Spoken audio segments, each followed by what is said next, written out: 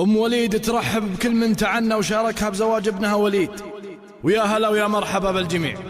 افرشوا بالقصر ورود زهيرة، واشعلوا العود الازرق عند بابه،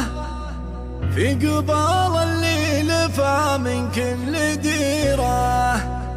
من قريب ومن بعيد يا هلا به.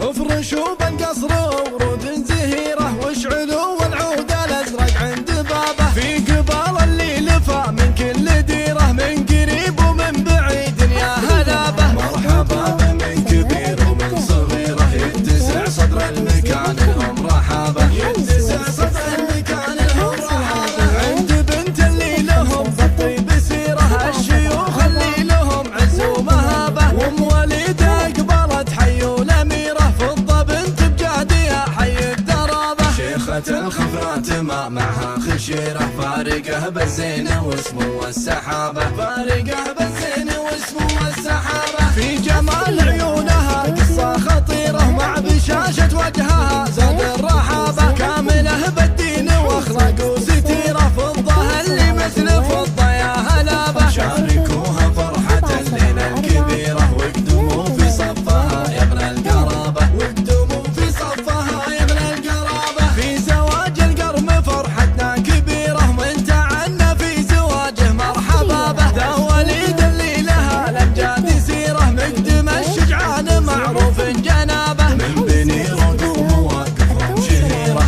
الحزيم لابت يا حي لابه، الحزم لابت يا حي لابه. افرشوا بالقصر ورود زهيرة، واشعلوا العود الازرق عند بابه، في قبال الليل فمن كل ديره، من قريب ومن بعيد يا هلا به. مرحبا بمن كبير ومن صغيرة، يتسع صدر المكان لهم رحابة، يتسع صدر المكان لهم رحابة، عند بنت اللي لهم بالطيب سيره، الشيوخ اللي لهم عز ومهابه، وام وليد اقبلت حي الاميره، فضه بنت بجهدها حي الدرابه، شيخة الخفرات ما معها خشيرة، فارقه بالزين واسمه السحابة، فارقه بالزين واسمه السحابه، في جمال عيونها قصه خطيره، مع بشاشه وجهها زاد الرحابه.